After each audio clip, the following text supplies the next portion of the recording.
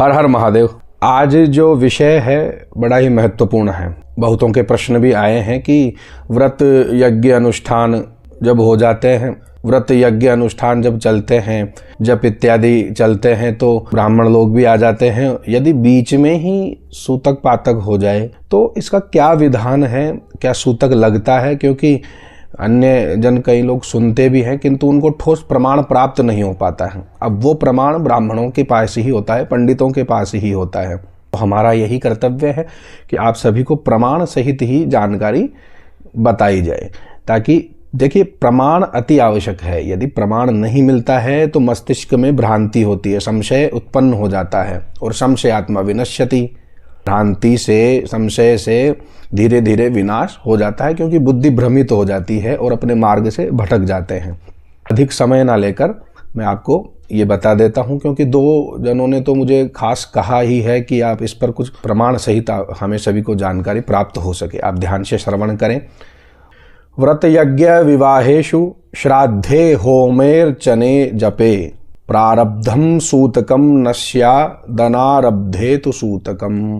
भावार्थ क्या है इसका? व्रत यज्ञ विवाह श्राद्ध होम हवन कृत्य पूजा अनुष्ठान जप का प्रारंभ होने पर सूतक मान्य नहीं होता है। इनका आरंभ नहीं होने पर सूतक मान्य होगा। यदि ये आरंभ नहीं हुए हैं और सूतक हो गया है, सूतक को माना जाएगा। अब बृहस्पति जो मत है वो क्या कहता है?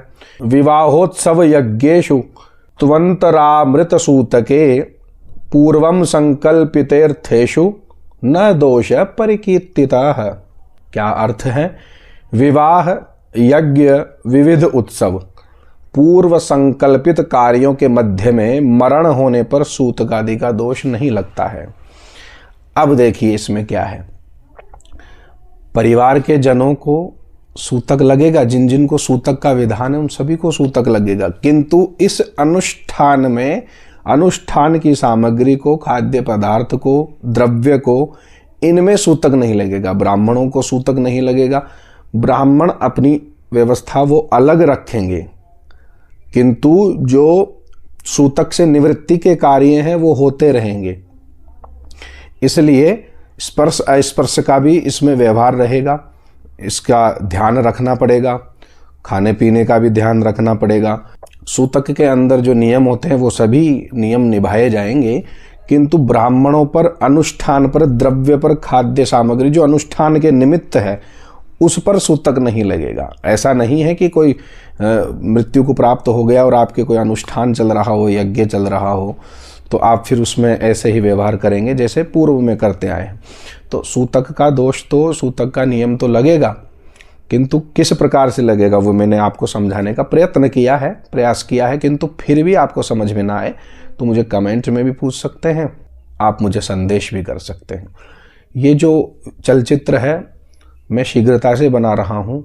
कई लोग मुझसे कहते हैं कि आपके वीडियो थोड़े लंबे होते हैं, तो भैया लंबे होते हैं तो आप अपनी MB बचाइए, कोई बात नहीं, मत देखिए। किंतु लंबे तो आपको जो मनोरंजन के वीडियो हो वो कभी नहीं लगते, उसमें तो आप 2-2 3-3 घंटे अपनी MB खर्च कर लेते हैं फिल्म में या कोई कॉमेडी वाले वीडियो में। तो इस प्रकार की जानकारी में यदि आपकी MB खर्च हो रही है, इतना सोच विचार कर रहे हैं, तो आप दूर ही रहें, कोई आवश्यकता नहीं है। इसलिए ये जानकारी सभी को भेजे भी, और नास्तिक मेरे पोस्ट से दूर रहें। हर हर महादेव, नारायण।